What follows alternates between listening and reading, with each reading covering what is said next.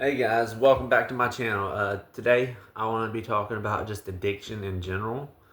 Um, so I'm just going to start it off with that I have probably about 13 to 14 years of experience either in addiction or recovering from addiction.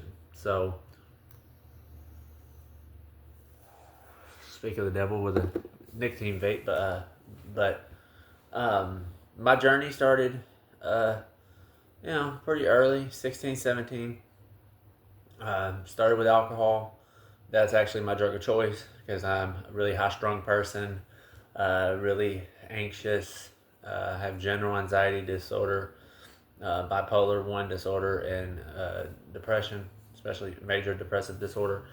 So when I had my first two big mugs of beer, so technically like four beers, and I caught a buzz and went home that day and was amazed by how I felt. I was like, this is how everybody feels around me. That's why they're able to function in life and I'm not. And I felt outcasted all the way growing up.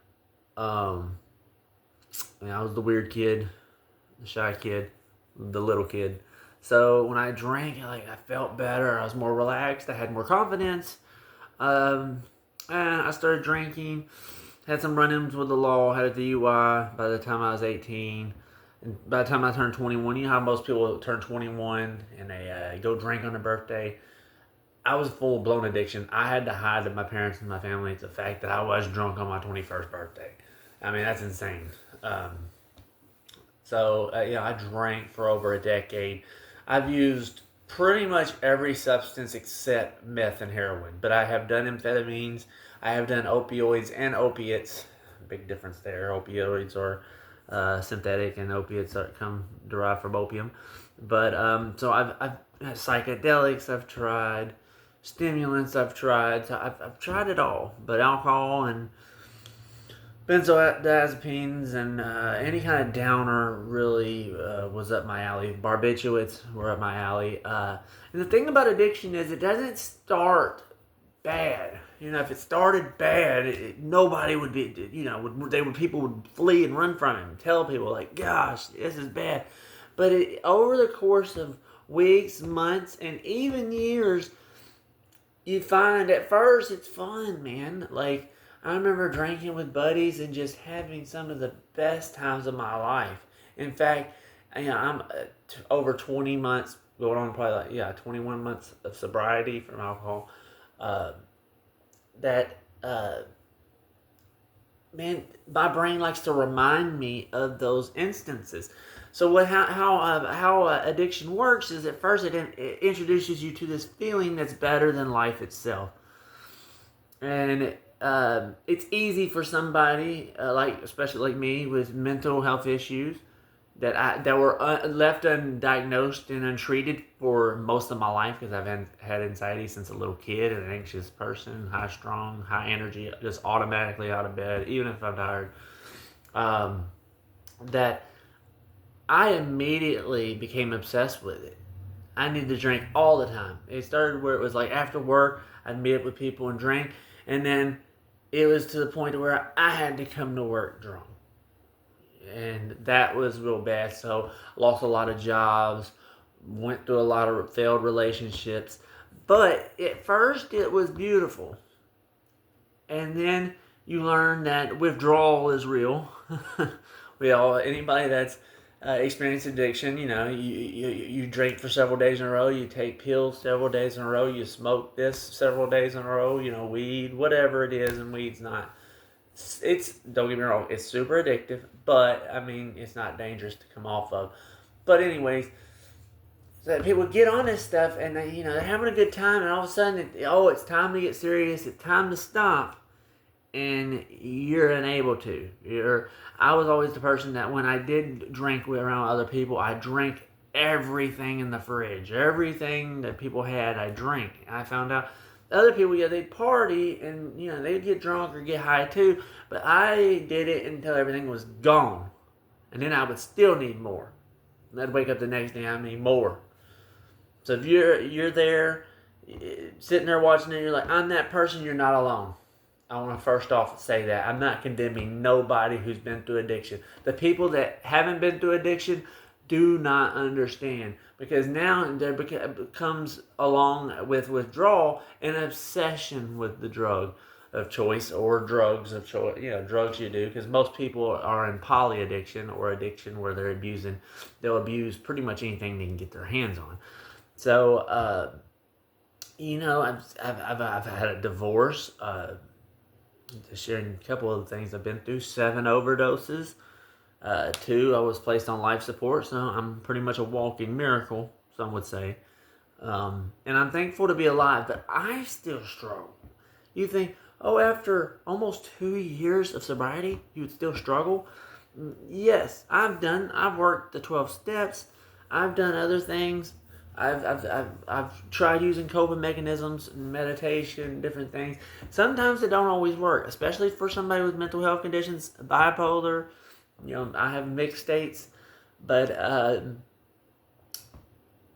even mess with this drug called Phenibut, man. That is real scary if you ever get on it, man, because the withdrawals are really gnarly.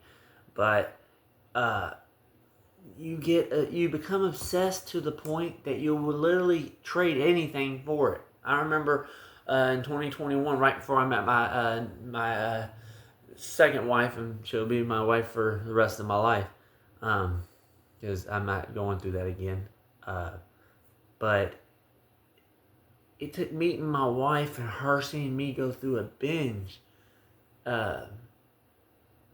to see how destructive it was. I would stay in the shower too long, because I was a shower. The shower drinking is some of the funnest drinking you can do, I think. The shower beer, shower liquor, but it took away from my quality of life. But I couldn't see it for the feeling. People don't understand. People stay in this addiction, which is just this. You're stuck in this cycle of doing the same thing over and over and over and over and over again. You almost, some days you pray like, God, just kill me now, or Lord, let me get out of this, or man, I've got to find a way, and you just can't seem to find a way. You hear other people talking on the outside looking in. They're telling you what to do, yet they have no experience. So what they're telling you to do, you try, and it doesn't work. I'm telling you, you do have to put legs on it when you walk away. Now, some things like benzos, Phenibut, alcohol, barbiturates take a taper. You have to taper down. You're not lucky like the opioid epidemic, where they put you on methadone or Suboxone and wean you off too, but it's less dangerous. You literally have to taper off of this stuff, and you can still go through psychotic episodes and withdrawals for months to years, and it can plasticity of the brain is there, but you can permanently damage it with drug use. But you don't see that in addiction. Or if you see it, it doesn't matter, because you're trying to get your fix. How to get away from this, man? You have to want it. I promise you have to want it. You have to be willing, as I've heard in AA, spoken several times by very well-spoken gentlemen in my AA group in my local town. But not only do you have to want it, you have to be able to take the first step, and the first step hurts the worst. The second one, just as bad. But I promise, by that 4th, 5th step, that 5th, 6th day, you're going to start feeling, even if you feel like crap, you're going to start feeling better, because you're getting away from the drugs. And you'll learn, man, you'll be so much more thankful for life outside of the drugs. You may miss, and that's the problem with my brain still to this day. My brain tries to remind me of all the good things that alcohol had done for me and drugs had made me feel. Like, oh, remember you were so relaxed and calm and in such a good mood up until, your parents call you out for it, or somebody else calls you out for it. So you have to literally separate yourself from it. You have to walk away. And as hard as that seems, it is possible. But once the withdrawal is over, you keep taking the necessary steps it is. Whatever you got to do, if you got to attend meetings, if you've got to see a therapist, like I'm about to go start seeing again, because we have some rough therapists in our town, rough programs. But, and you have to talk about it. You have to. I've learned about this. If I talk about alcohol, I came real close less than a week ago from running and drinking, and I'm almost 2 years sober. What kept me from drinking was talking about it. Unbelievable as that is, like talking about it, you'd think you would pull out and go drink. Not if you talk about it and say, "Hey, I really want to go drink right now." Because used to, in my active addiction of drinking and doing drugs, I wouldn't tell anybody. My parents were like, "Why would you tell us?" I'd be like, "Because you wouldn't let me drink if I told you." And that's exactly it. It's that honesty. And here's an acronym that I use: wear your hat in sobriety. What is your hat? You say honesty, authenticity, and transparency. And you can't have a hat without it. You can't have a hat without being honest, transparent, honest, authentic, and transparent. Consistently. It has to be an everyday thing. You have to be honest. Even if the honest is ugly. Honesty ain't always going to look pretty, I promise. But you have to be honest with yourself. It's okay to not be okay. It's okay to want to use, even in sobriety.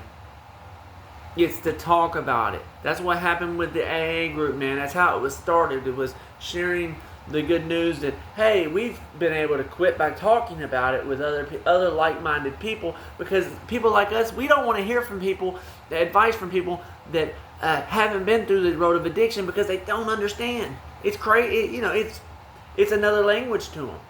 So, in saying that, I tell you, find somebody that's in recovery, especially if you're trying to recover off of drugs, and stick close to them.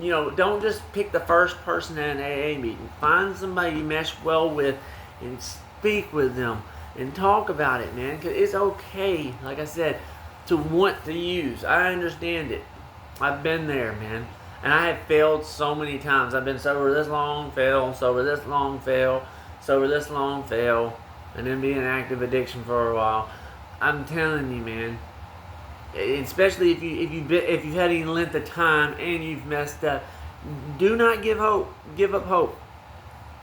That's just a lapse. Don't continue in it. Don't sulk in it. Push forward. But this is an action, and you have to do it forcefully.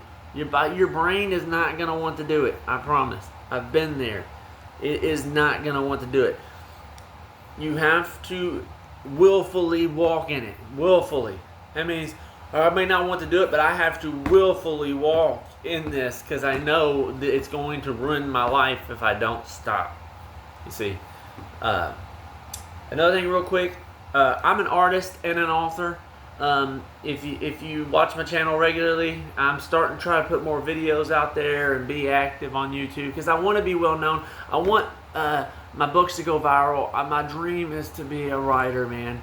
I don't want. I've worked tons of factory jobs. I've cut trees all my life. I really want to do something that I like, and I've written 4 books. I'm currently on my 5th book, but 2 of them are out for sale on Amazon. I'm gonna show them to you. A Friend Indeed by Quinton Walker. That's me. It's got a synopsis on the back. These are thrillers, so if you like thrillers, I'll put that up. Somebody can pause it, you can read it. And then its sequel, which is so good, and it goes back and forth between present day and a year before the first book. Poppy's Paradise. I painted that artwork myself. Poppy's Paradise by Quinton Walker. And here's the synopsis for anybody that's interested. You could pause it and read it. I'll try to put it in the camera good enough, hopefully. They're very good books. And I have another one coming out in October. It's called The Boy in the Purple Striped Shirt. And, I do art. I do tattoos, as you see them tattooed all over. Let's not condemn people for being in addiction, man. I see it in my town all the time, man. Condemnation for People looking down or belittling or talking behind their backs about people addicted. Man, build them up. That's people. The hardest people that are the hardest to love need to be loved the most.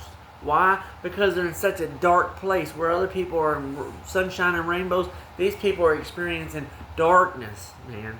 It's addiction's so bad, and I wouldn't wish it on anybody, but I do wish people would have some type of experience with it so they would have a better understanding, because out of the field of experience, empathy grows. Thank you for watching, taking the time, and spending time with me. I hope you've learned something and taken away from it.